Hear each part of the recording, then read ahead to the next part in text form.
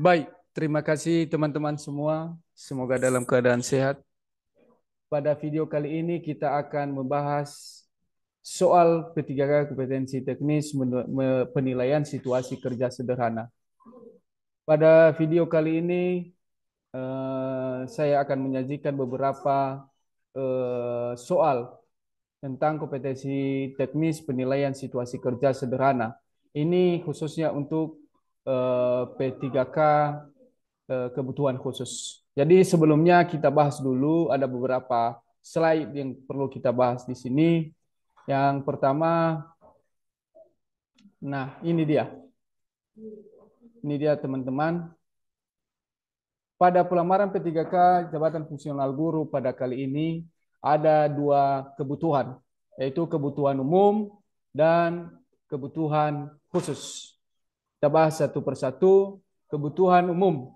Kebutuhan umum itu adalah lulusan pendidikan profesi guru atau lulusan PPG, kemudian guru yang terdaftar di Dapodik, baik itu swasta maupun negeri. Kalau negeri dia kurang dari 3 tahun. Kemudian kebutuhan khusus. Kebutuhan khusus ada beberapa bagian. Adalah yang pertama pelamar prioritas, yaitu pelamar yang telah memenuhi ambang batas pada P3K jabatan fungsional guru tahun 2021. Kemudian X tenaga kategori honor kategori 2, kemudian guru non ASN di sekolah negeri yang memiliki masa jabatan paling rendah 3 tahun. Oke, selanjutnya kita tampilkan lagi. Ya, ini ada beberapa yang saya ambil dari internet bahwa seleksi kompetensi teknis penilaian situasi kerja sederhana, pelamar dari kategori THK2 dan guru non ASN di sekolah negeri yang terdaftar di Dapodik dan memiliki masa kerja paling rendah 3 tahun mengikuti seleksi kompetensi yang terdiri atas kompetensi teknis berupa penilaian situasi kerja sederhana, kompetensi manajerial, dan kompetensi sosial kultural serta wawancara. Jadi yang untuk kompetensi teknis bagi pelamar kebutuhan khusus, maka seleksi kompetensi teknisnya adalah penilaian situasi kerja sederhana. Nanti kita bahas pada soal-soal, contoh soalnya. Seterusnya, ya, di sini sudah ada perbedaan dari materi seleksi kompetensi guru ASN P3K untuk kebutuhan khusus. Maka yang diuji adalah teknis. Yang di mana teknis itu yang diuji adalah penilaian situasi kerja sederhana. Kemudian manajerial. Manajerial itu termasuk di dalamnya integritas, kerjasama, komunikasi, orientasi pada hasil, pelayanan publik, pengembangan diri dan orang lain, mengelola perubahan dan pengambilan keputusan.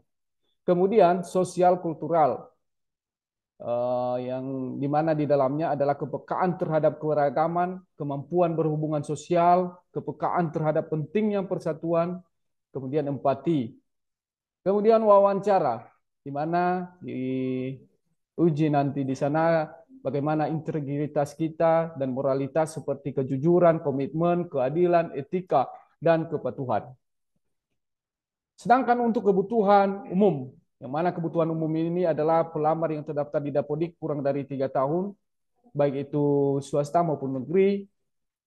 Nah, kemudian lulusan PPG, yang diuji di sana adalah teknis untuk kompetensi teknisnya, yang diuji pedagogi dan profesional.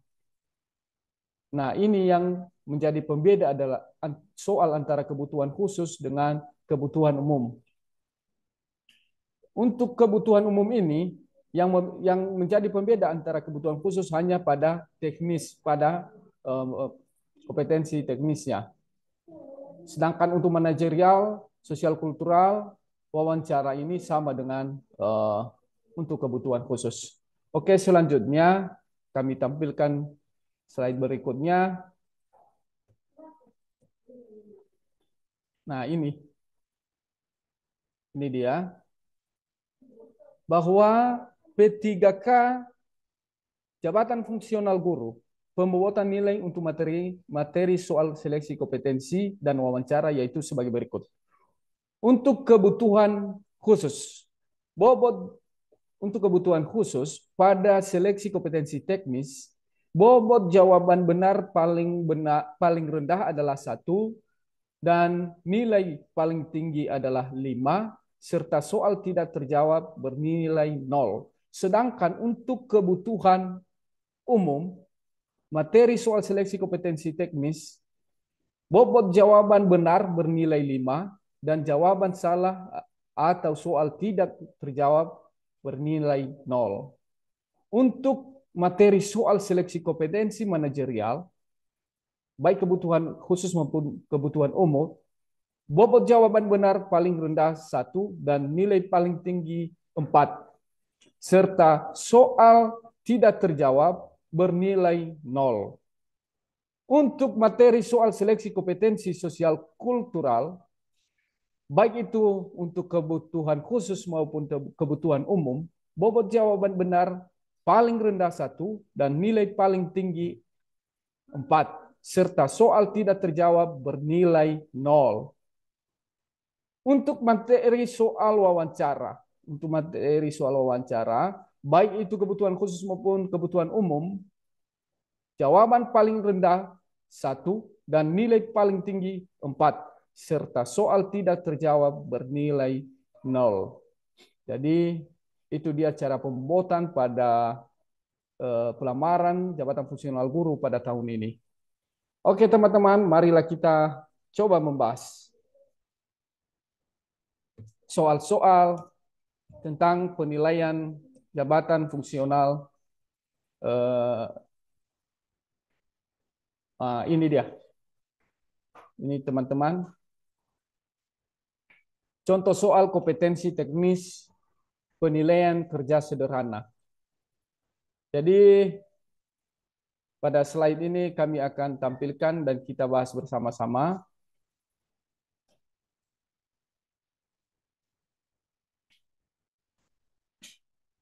Kita coba bahas bersama-sama. Baik, ini soal nomor 1. Anda adalah seorang guru yang telah mengajar selama beberapa tahun di sekolah. Baru-baru ini, hasil evaluasi kinerja Anda menunjukkan bahwa terdapat beberapa kekurangan dalam praktik pembelajaran Anda, dan Anda diharapkan untuk melakukan refleksi diri dan perbaikan. Anda merasa kebingungan karena Anda merasa telah melakukan yang terbaik dalam mengajar. Langkah-langkah yang Anda lakukan menghadapi situasi tersebut ialah A.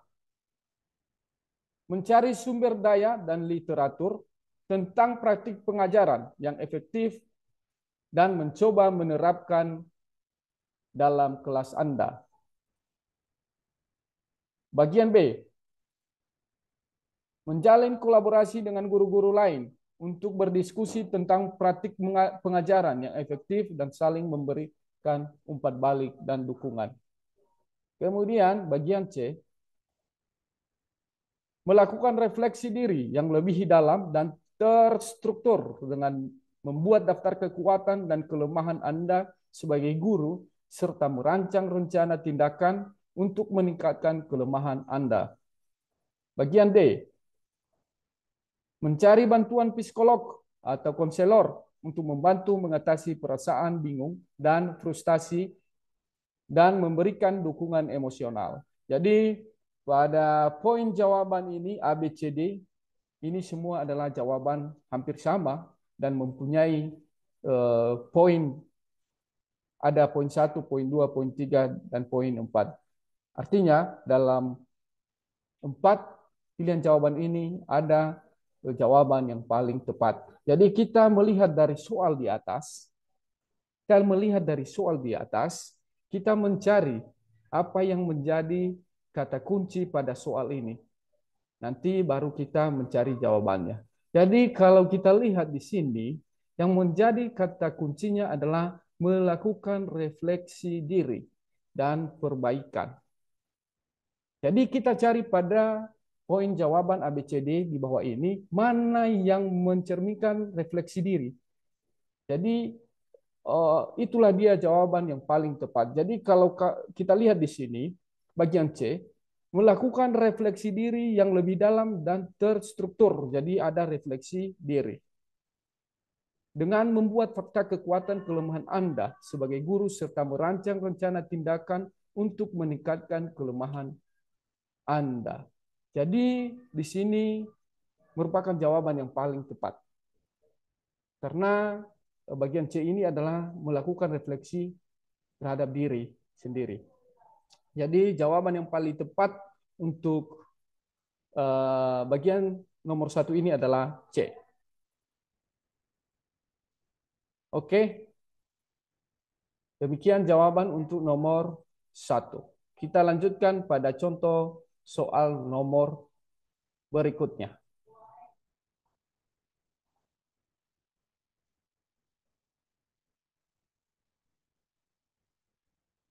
Nomor 2.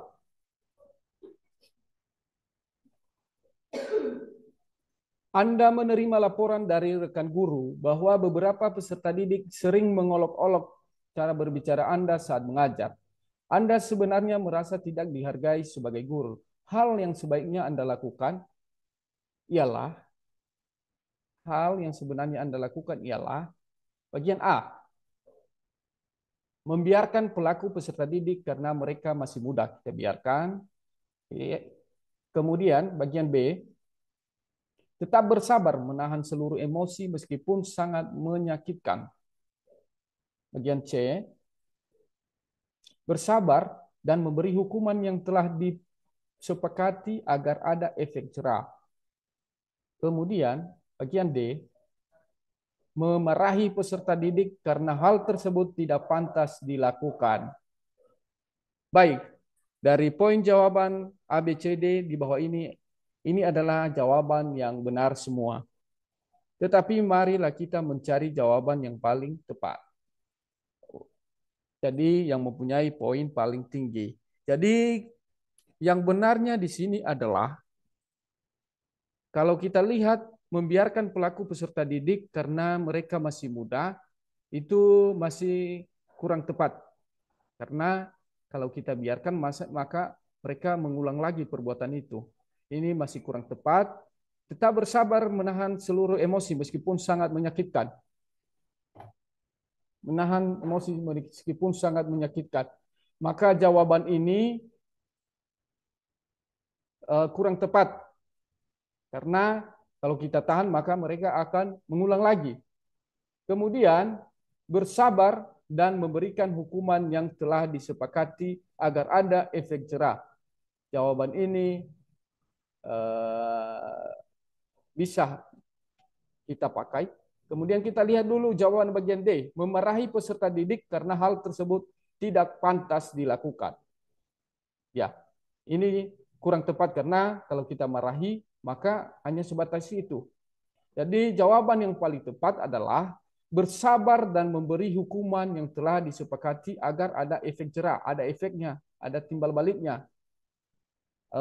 Artinya pada saat kita masuk di suatu kelas, sebelum kita melakukan proses belajar mengajar ke depannya, maka kita buat kesepakatan antara siswa dengan kita guru bahwa dalam pembelajaran ke depan nanti jangan ada yang melakukan hal-hal ini. Kalau ada yang melakukan hal ini, maka hukumannya seperti ini. Jadi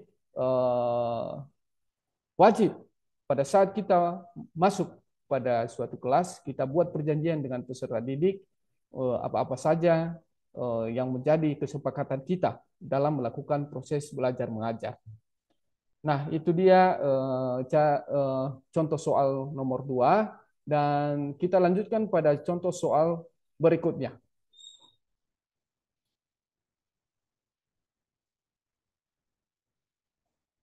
Contoh soal kompetensi teknis nomor 3. Penilaian kerja sederhana nomor 3. Ini dia. Selama ini Anda menggunakan metode ceramah saat mengajar. Kebanyakan peserta didik telah terbiasa dengan metode tersebut dan dapat memahami pelajaran dengan baik. Di sisi lain, metode tersebut menyebabkan kelas tidak aktif karena pembelajaran hanya dilakukan satu arah. Sebagai seorang guru, tindakan ke depan yang akan Anda lakukan adalah yang A, menggunakan metode ceramah. Menggunakan metode ceramah dengan menambah sesi tanya jawab agar terjadi komunikasi dua arah. Jadi tetap kita menggunakan metode ceramah tapi ditambah dengan sesi tanya jawab. Ini memungkinkan. Bagian B, menggunakan metode pembelajaran lain jika peserta didik menghendaki. Kemudian bagian C, menggunakan metode lain agar pembelajaran dua arah dan penjelasan lebih mudah dipahami. Kemudian, bagian D, menggunakan metode ceramah secara konsisten karena telah terbiasa. Oke, marilah kita bahas untuk jawaban yang paling tepat pada pilihan jawaban berikut ini. Yang pertama, menggunakan metode ceramah dengan menambah sesi tanya jawab. Mungkin jawaban ini kurang tepat. Kurang tepat. Kemudian menggunakan metode pembelajaran lain jika peserta didik menghendaki. Jangan kita berpatokan pada kemauan peserta didik karena kita mempelajari bukan artinya kita mempelajari bagaimana situasi peserta didik. Menggunakan metode lain agar pembelajaran dua arah dan penjelasan lebih mudah dipahami. Nah, ini bisa memungkinkan. Kemudian bagian D, menggunakan metode ceramah secara konsisten karena telah terbiasa. Ini tidak kurang tepat karena sudah kita menggunakan metode ceramah, padahal kebanyakan peserta didik di mana di sisi lain metode tersebut menyebabkan kelas tidak aktif. Maka yang kita harapkan bagaimana supaya kelas itu bisa aktif. Maka jawabannya adalah menggunakan metode lain agar pembelajaran dua arah dan penjelasan lebih mudah dipahami. Jadi jawaban paling tepat adalah C untuk soal ini. Baik, kita lanjutkan ke soal berikutnya. Kita lanjutkan ke soal berikutnya.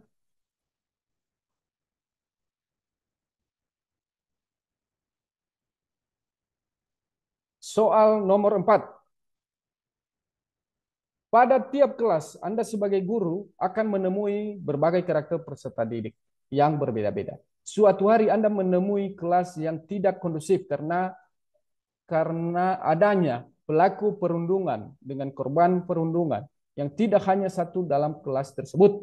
Anda merasa tidak mampu jika menghadapi permasalahan tersebut seorang diri. Upaya yang Anda lakukan dengan situasi tersebut ialah bagian A, memotivasi korban perundungan agar tetap semangat belajar di dalam kelas. Bagian B, memberikan konsekuensi pada pelaku perundungan agar tidak mengulangi perbuatan tersebut.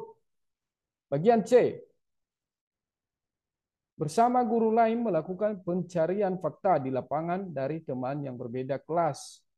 Bagian D, bersama guru lain melakukan panggilan orang tua atau wali peserta didik pelaku perundungan. Oke, kita coba membahas apa jawaban yang paling tepat untuk soal nomor 4 ini. Bahwa di dalam suatu kelas itu ada perundungan. Kalau perundungan ini adalah membuli teman-teman, membuli teman lainnya. Itu dia perundungan. Jadi apa upaya yang Anda lakukan sebagai seorang guru dalam situasi tersebut? Padahal kamu tidak mampu jika menghadapi permasalahan tersebut seorang diri. Apakah bagian A memotivasi korban perundungan agar tetap semangat belajar? Apakah itu paling tepat? Memang itu bisa menjadi jawaban, tetapi tidak membuahkan efek jerah kepada pelaku, hanya kepada korban. Kemudian memberikan konsekuensi pada pelaku perundungan agar tidak mengulangi perbuatannya. Ini juga bisa Tapi masih kurang tepat karena di soal Anda merasa tidak mampu jika menghadapi permasalahan tersebut saat seorang diri. Jadi harus ada bantuan orang lain. Itu di soal tidak mampu dengan seorang diri. Maka upaya yang kita lakukan.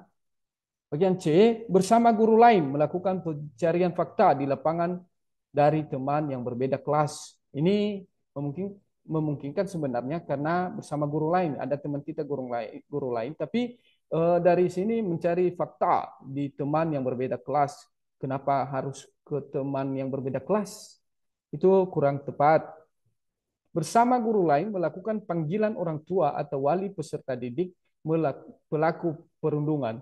Nah, ini eh, tepat karena kita bersama dengan guru lain, karena kita tidak bisa sendiri dan melakukan panggilan kepada orang tua atau wali peserta didik pelaku untuk kita memberikan pemahaman kepada orang tua. Artinya kita bersama guru dan orang tua akan memberikan nasihat-nasihat kepada pelaku ini supaya tidak mengulangi lagi perbuatannya. Jadi untuk jawaban ini yang paling tepat adalah bagian D.